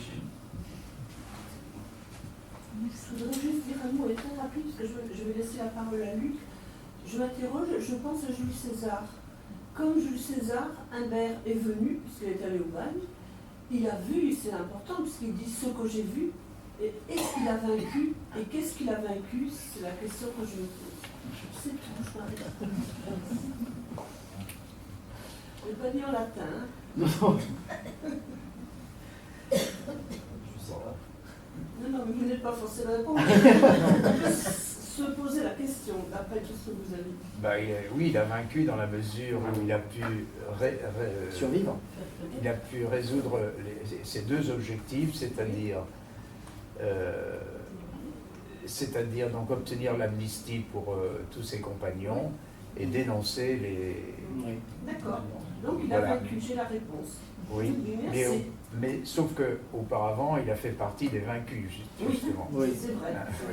Et beaucoup de ses compagnons, justement, ont rappelé ça va élitisme, souvent, oui. D'autres déportés. Oui, je voulais demander à Michel, j'ai pas encore eu l'occasion de lire ce livre, Oui. mais vous êtes deux spécialistes de l'histoire de Calédonie, moi je suis un spécialiste de la production de Michel. Oui. Et je suis pétri d'admiration pour le travail qu'il a fait dans les précédents, sur Achille Ballière, donc, et, notamment, et mince... D'Enval. Voilà, merci, et d'Enval. Je voulais savoir si tu avais, à travers le travail de ce livre-là, trouvé des choses que tu aurais voulu corriger dans les précédents, parce que je connais ta méticulosité. Est-ce que tu as fait de grandes découvertes par rapport à ce que tu pensais avoir découvert dans les précédents travaux Ou ça confirme? Ça confirme dans l'ensemble, mais c'est surtout ça précise, parce que là, ce qu'il y a de la part d'Humbert, c'est vraiment une très très grande précision dans ses descriptions, et dans ses descriptions et dans ses mouvements. Donc je dirais ça tient à la fois, comme on le remarquait tout à l'heure, de la photographie et du cinéma, qui n'existait pas, et puis de la photographie qui était quand même récente, mais bon, et on a découvert, ça c'est presque un scoop, on a découvert tout à fait ces derniers jours, enfin il y a 2 jours, que en fait au départ, Humbert était excellent en dessin et qu'il a commencé le journalisme comme... Parce qu'il a fait aussi oui. un peu de dessin, oui. avec Gilles, avec Pépin, enfin dans La Lune Rousse, en 1868, il y a des dessins d'Alphonse Humbert à l'intérieur. Donc voilà, il va falloir retirer cet ouvrage et le modifier complètement. Oui, et donc ce qu'on remarquait avec Louis, c'est justement que dans ses descriptions, il y a presque cette précision du photographe ou du dessinateur. Donc ça, c'est quand même une grande qualité, quoi. Et avec en même temps son aptitude, ses qualités pour écrire, donc tout y est, quoi. Voilà. Je dirais que c'est par rapport aux autres, quoi, il y a quelque chose de plus fini, plus élaboré, plus parfait. Voilà. C'est vrai que c'est une belle plume. Alors après, évidemment, pour le patrimoine littéraire de la France en général, je ne suis pas persuadé que ce soit un ajout exceptionnel, mais par contre pour le patrimoine littéraire de la Nouvelle-Calédonie, alors ça par contre là c'est un ajout majeur. Voilà. Là, c'est évident. Moi, j'avais une petite question. Vous avez bien expliqué comment Humbert souhaitait être précis, collé aux faits, etc., ce qui en effet est un contraste avec d'autres écrits de Bagnard. Donc, ma question, c'est plus, à votre avis, pourquoi? Est-ce que c'est parce que c'était, lui, sa volonté profonde d'être véridique? Est-ce qu'il avait un but militant, comme on a pu le voir après? Pourquoi, de temps en temps, je dirais, ne pas en rajouter un petit peu, ne pas enjoliver? Est-ce que c'était par honnêteté intellectuelle ou est-ce que c'était un calcul?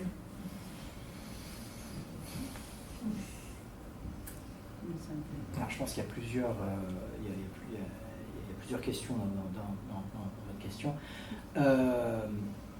Est-ce que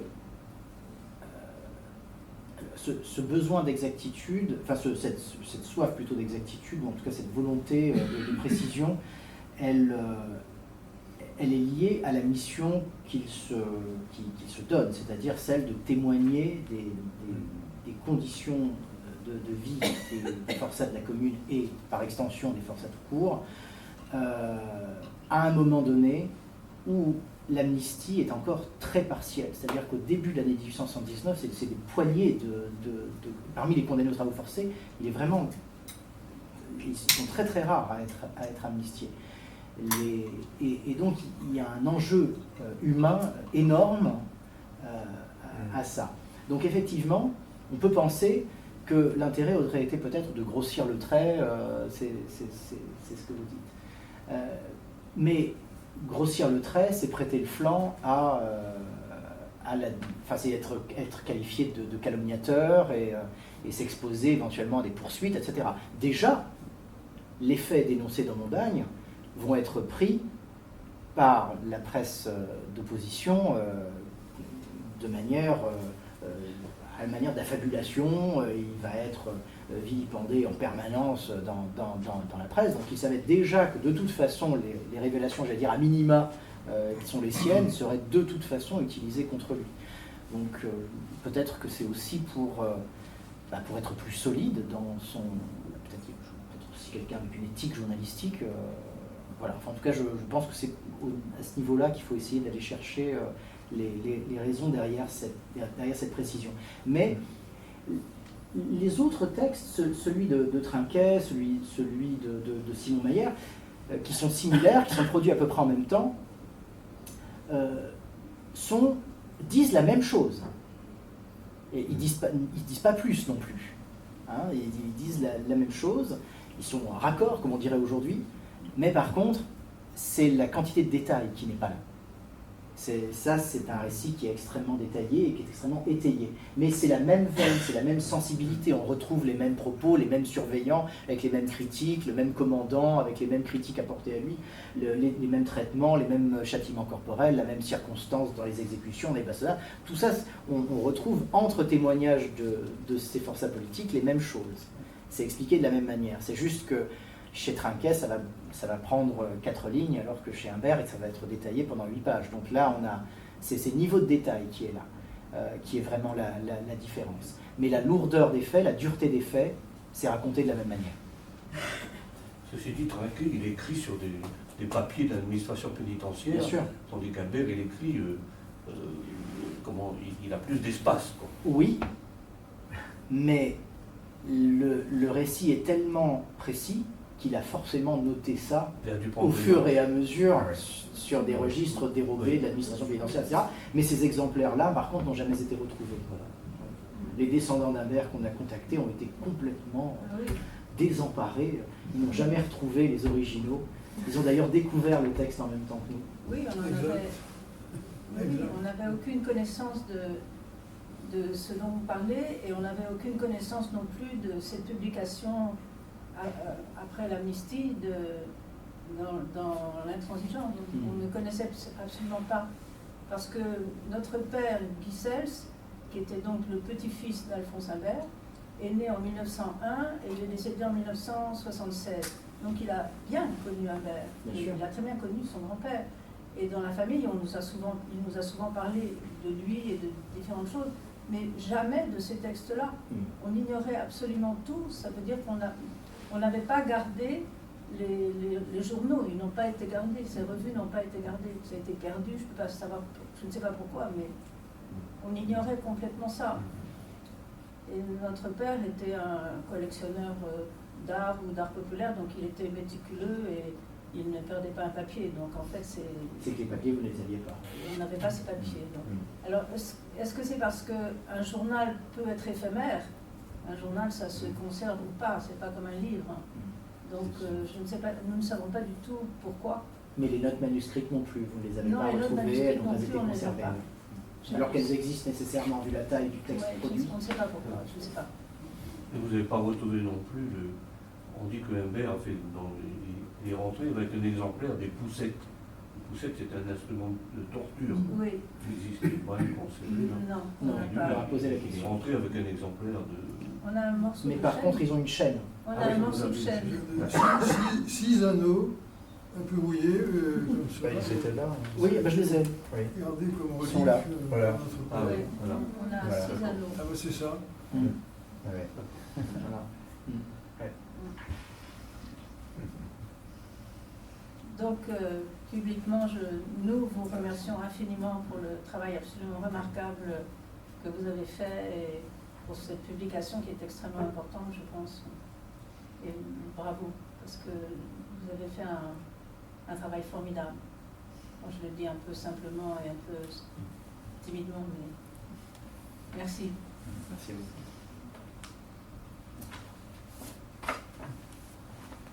Autre chose? Je n'ai pas compris. En fait, il écrivait sur place ou il a tout le mémoire sur votre repense? Bah, c'est le problème.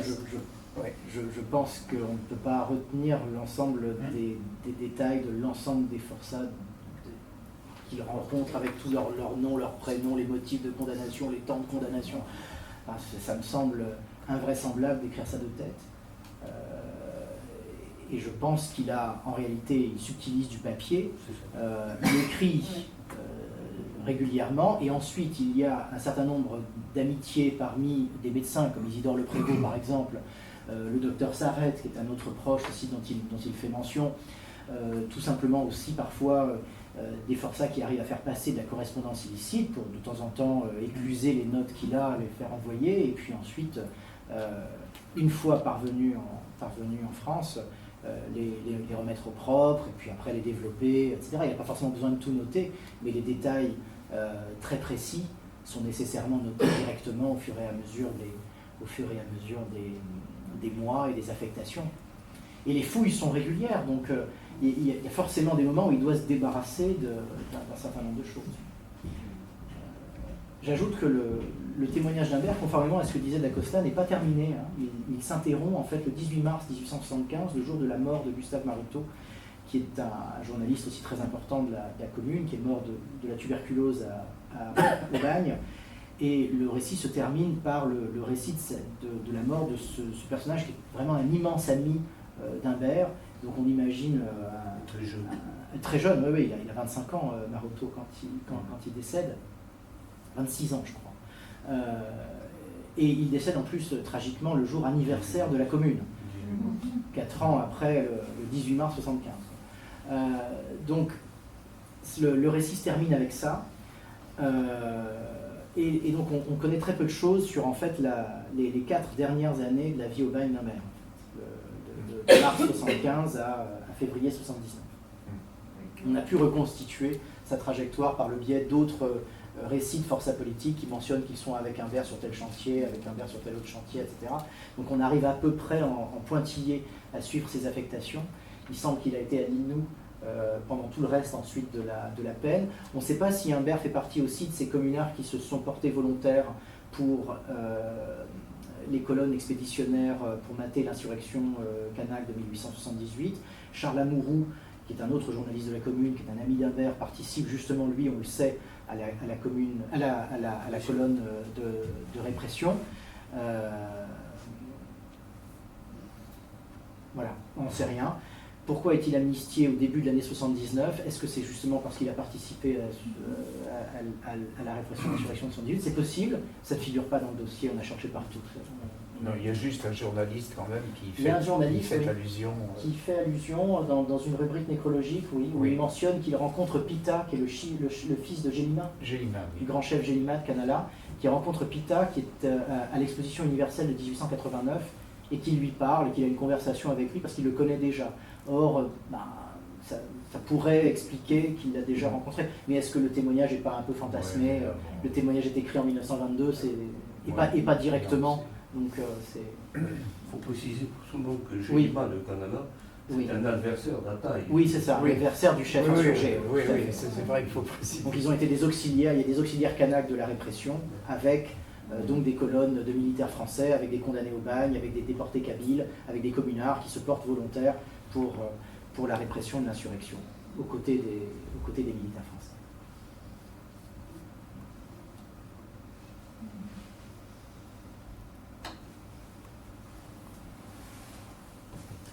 Juste peut-être une dernière question. Alors, je n'ai pas encore lu le livre, ça va se faire, mais d'après ce que j'en comprends, en fait, contrairement à d'autres bagnards qui après ont tenu des concessions dont on a pu avoir les récits, lui s'est vraiment concentré sur l'univers du bagne. Est-ce qu'il dit autre chose de la Nouvelle-Calédonie, des rapports avec les Kanaks, des rapports avec l'extérieur? Je ne sais pas, est-ce qu'il raconte des fois où il a pu, comme d'autres bagnards, aller dans la ville même de Nouméa, ou est-ce que pas du tout? Oui, oui. Tout ça, c'est dans l'ouvrage, effectivement. Ouais, je m'en doute. Il y a une très belle description d'une excursion en ville lorsqu'il est sur le chantier de l'hôpital.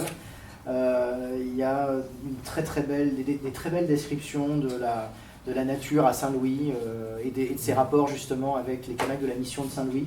Alors, il a des propos qui sont très durs vis-à-vis de la population kanak, comme tous les condamnés, comme la plupart des communards également de cette époque. Il y a guère que Louise Michel qui porte sur la population autochtone un regard compatissant, un regard même admiratif.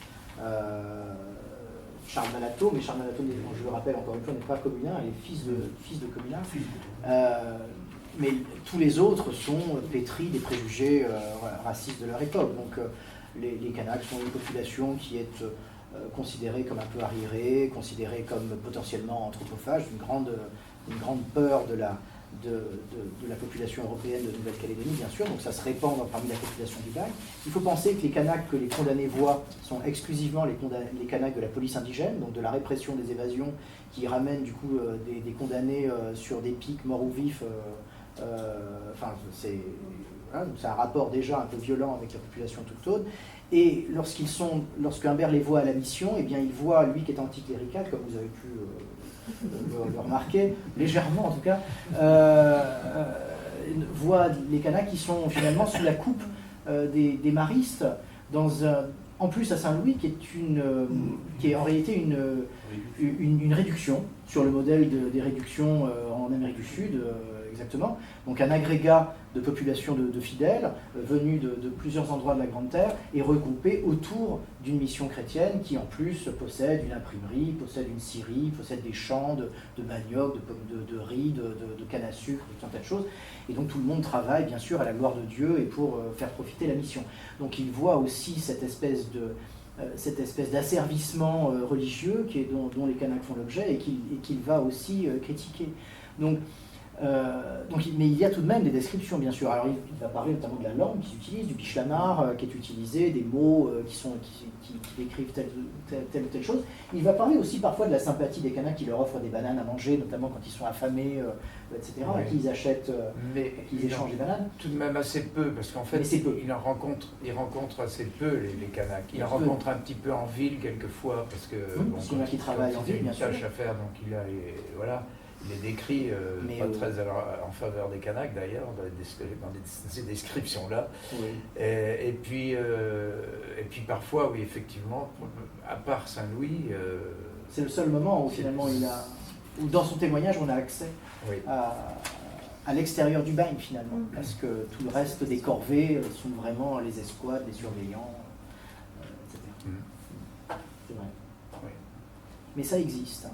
Les aspects saisissants de la Grande Terre quand ils arrivent en bateau, qui trouvent finalement assez belle, ça fait partie des témoignages qui sont très rares, hein. Les forçats sont en général plutôt à se plaindre, et on les comprend sur la terre d'expiation, et donc là, quand il arrive quand même à trouver la nature belle, les montagnes saisissantes, la clarté de la lumière, ça fait partie aussi de choses qui sont pas la norme dans les témoignages de condamnés. C'est une chose extrêmement rare, cette espèce d'admiration pour les paysages calédoniens. Ça me frustre toujours parce qu'on a quand même l'impression d'habiter dans une île qui est quand même assez belle. On est assez chauvin à ce niveau-là, accessoirement. Tahiti, c'est quand même beaucoup moins bien. Bon, c'est quand même plutôt pas mal, allez-y quand même.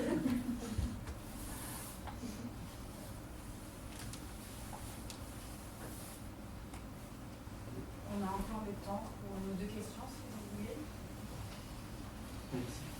Je serais assez tenté de croire à vos propos quand vous dites que tous les détails qui sont dans sa prose, c'est forcément des écrits qu'il a dû laisser. Pour une raison simple. Constamment, y compris depuis le bagne de Toulon, la première partie, et qui est longue, enfin c'est 6 mois, mais il est décrit d'abondance, il ne cesse de donner des références, des cachettes utilisées par tel ou tel de ses concitoyens, si j'ose dire, collègues de bagne, sur la manière de... Alors, les uns, c'est cachettes du tabac, ou autre chose, mais beaucoup aussi des correspondances. Bien sûr. Malgré l'interdiction officielle de correspondre, et malgré les fouilles, et quand on voit la vétusté, si je puis dire, de leur tenue, on ne voit pas très bien où ils peuvent cacher ça. Néanmoins, il insiste beaucoup pour dire un tel ou un tel a réussi à faire partir ceci. Oui. Et donc, rétrospectivement, vous pensez qu'il écrit, je dirais, en pensant à lui, ou ça peut s'appliquer à lui. Bien sûr.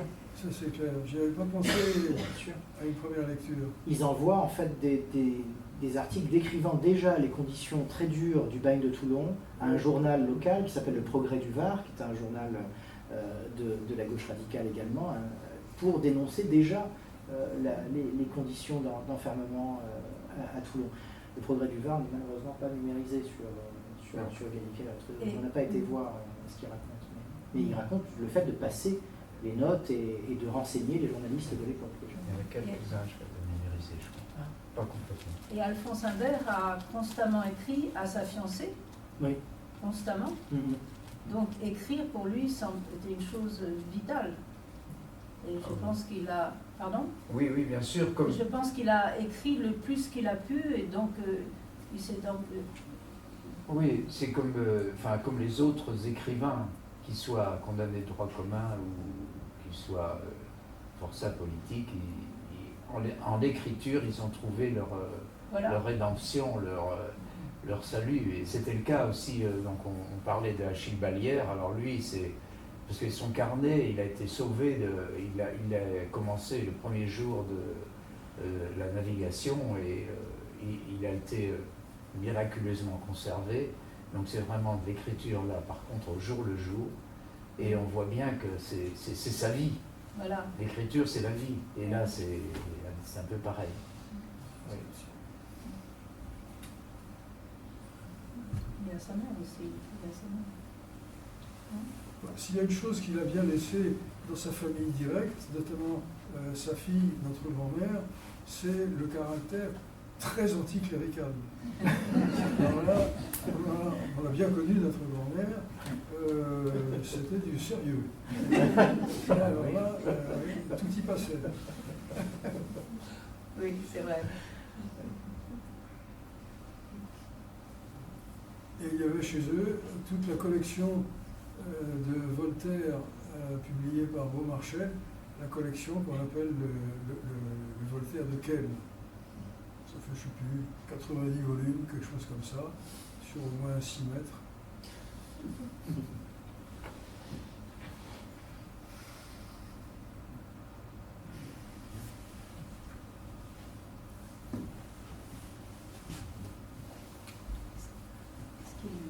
Est-ce qu'il y avait encore une question ?